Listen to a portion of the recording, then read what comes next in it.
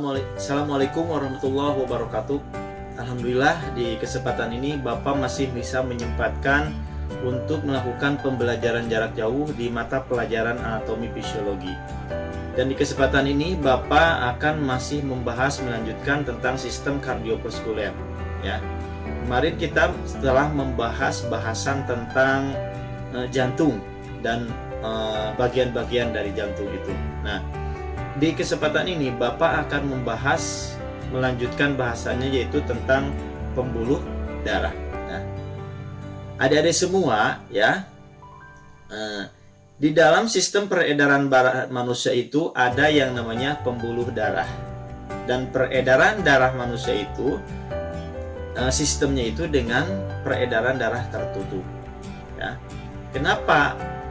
Alasannya karena darah mengalir dari jantung ke seluruh tubuh dengan keadaan darah yang berada dalam pembuluh darah. Jadi si darahnya itu mengalirnya itu di dalam pembuluh darah.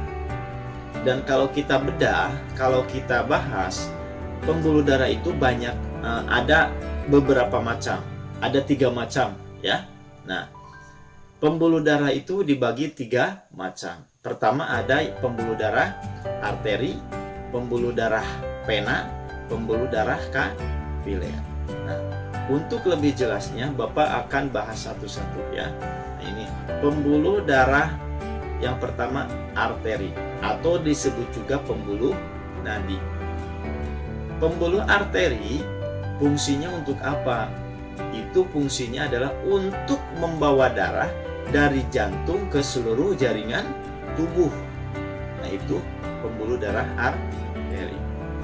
Atau pembuluh darah arteri ini ada pembuluh nadi yang paling besar, yaitu yang disebut juga aorta. Di mana aorta ini membawa darah yang banyak oksigen ke seluruh tubuh. Dan letak pembuluh nadi itu dapat dilihat pada permukaan tubuh yang mengalami denyut, yaitu pada pergelangan tangan ya, yaitu pembuluh darah arteri. Dan pembuluh arteri ini ya tersusun atas beberapa susunan. Ada dinding yang kuat, yang tebal dan elastik. Nah, itu ya pembuluh darah arteri atau pembuluh nadi ya. Yang kedua pembuluh darah vena atau disebut pembuluh darah balik ya. Pembuluh vena ini itu punya peranan tersendiri, di mana pembuluh vena ini membawa kembali darah dari bagian tubuh ya, dari bagian tubuh ke mana? Ke jantung ya, karena sudah digunakan oleh tubuh sehingga nanti diproses di dalam jantung, itu vena ya. Dan pembuluh vena ini terdiri dari 3 jenis. Ada vena yang namanya vena pulmonalis, vena cava superior, vena cava inferior. Pertama, vena pulmonalis ya. Vena pulmonalis ini berperan dalam membawa kembali darah dari mana? Dari paru-paru menuju jantung ya. Pulmonalis. Itu vena pulmonalis. Ada juga vena cava superior. Nah, ini berperan membawa kembali darah pada bagian tubuh menuju jantung ya. Kembali bagian tubuh atas ya, superior, namanya juga superior ya. Ada pembuluh darah vena cava inferior. Kalau ini adalah pembuluh darah kembali dari bagian bawah tubuh menuju jantung. Jadi bagian bawah ya, kaki. Nah, itu vena cava inferior. Selanjutnya pembuluh darah yang ketiga adalah kapiler.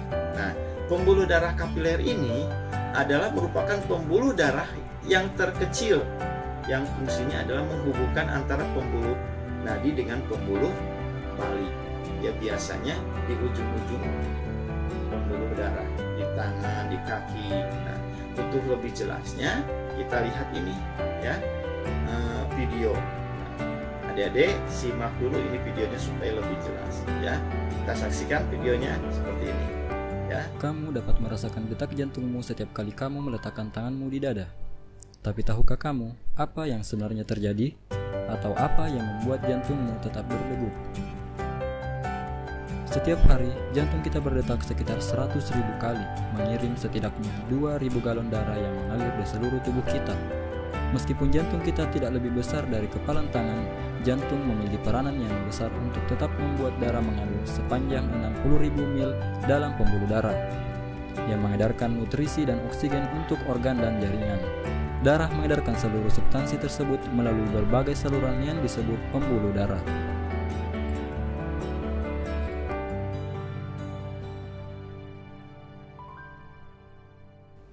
Pembuluh darah meliputi arteri,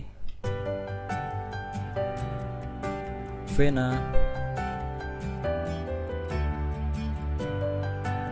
dan kapiler.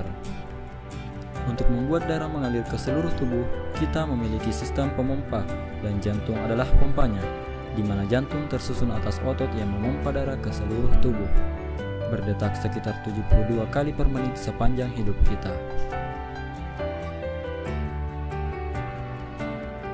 Jantung manusia memiliki 4 ruang: atrium kanan, atrium kiri, ventrikel kanan, dan ventrikel kiri.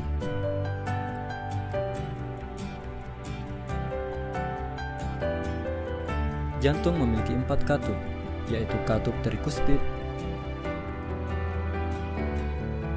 katup mitral, katup aortik, katup pulmonik. Katup ini merupakan katup satu arah. Sekarang kamu telah mengetahui struktur jantung. Selanjutnya, mari kita cari tahu bagaimana jantung bekerja.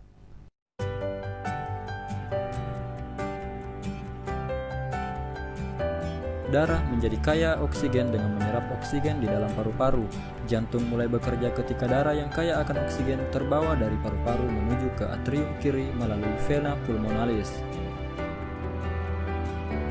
Saat atrium kiri berelaksasi, darah akan terpompa masuk ke jantung. Saat atrium kiri berkontraksi, secara bersamaan ventrikel kiri akan berelaksasi. Atrium kiri menekan darah menuju ventrikel kiri melalui katup satu arah. Ketika ventrikel kiri berkontraksi, darah akan terpompa menuju aorta, di mana darah yang kaya akan oksigen dialirkan menuju bagian tubuh lainnya kecuali paru-paru. Darah yang kaya akan oksigen mencapai seluruh tubuh melalui pembuluh darah yang disebut dengan arteri. Pembuluh darah akan bercabang menjadi kapiler, yang selanjutnya akan menjangkau berbagai organ yang berbeda di dalam tubuh. Selanjutnya darah akan terdeoksinasi, lalu pembuluh darah kapiler akan bercampur dan menuju ke pembuluh darah yang lebih tebal yang disebut vena. Vena akan membawa darah yang miskin oksigen menuju jantung. Pembuluh darah yang membawa darah yang miskin oksigen disebut dengan vena cava. Darah yang miskin oksigen dari seluruh bagian tubuh memasuki ruang bagian kanan atas dari jantung yang disebut atrium kanan. Atrium kanan akan berkontraksi dan memungkinkan darah untuk mengalir menuju ventrikel kanan melalui katup satu arah.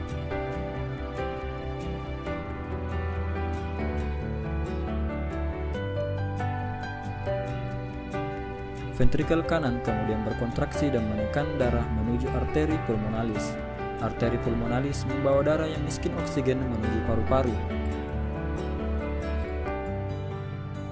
Paru-paru kemudian melakukan pertukaran gas terhadap darah sehingga darah kembali menjadi kaya akan oksigen.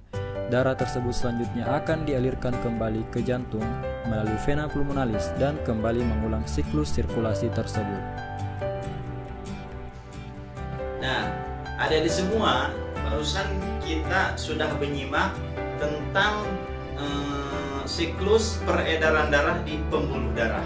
Nah, dan tentunya siklus peredaran darah di pembuluh darah itu antara pembuluh darah arteri dan vena itu mempunyai pembeda, ya. Pertama, ya, dari segi pembedanya itu, kalau dari letak, ya, letak arteri itu agak ke dalam, tapi kalau pena agak keluar. Nah, pembeda pertama. Selanjutnya, yang pembeda kedua, dilihat dari dinding pembuluhnya. Kalau arteri itu elastis ya dan kuat, sedangkan pena tipis tapi tidak elastis. Nah, itu. Arah aliran darah.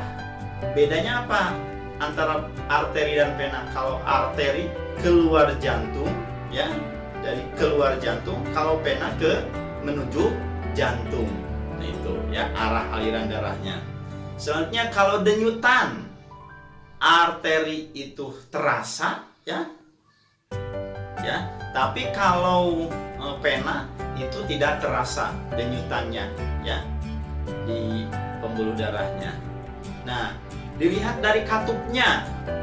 Kalau arteri itu di pangkal ya, di pangkal itu di awalnya. Kalau pena itu di mana? Di sepanjang pembuluh darah. Itu bisa ya bedanya. Selanjutnya aliran darahnya. Kalau arteri itu deras, kalau pena itu lambat. Nah, itu dilihat dari aliran darahnya. Selanjutnya jika terluka, ya pembedanya itu kalau arteri itu memancar, ya muncrat, ya makanya ketika putus arterinya itu langsung memancar. Tapi kalau pena itu menetes, ya rembes, ya tidak sehebat arteri ya dari segi kalau jika terluka. Selanjutnya kalau warna, nih pembedanya. Kalau arteri itu merah terang ya, segar, nah, tapi kalau pena itu merah gelap. Nah, itu perbedaan antara pembuluh darah arteri dan pembuluh darah pena. Nah, adik-adik semua, nah di season bahasan ini mungkin kiranya Bapak cukupkan ya. Nanti next minggu depan di pembelajaran jadwal Bapak kita lanjutkan lagi. Dan jangan lupa pahami tadi video yang adik-adik semua simak, telaah dan simpulkan ya. Itu saja, terima kasih atas perhatiannya. Mudah-mudahan bisa paham ya dan menambah pengetahuan adik-adik semua. Terima kasih. Bapak tutup. Wassalamualaikum warahmatullahi wabarakatuh.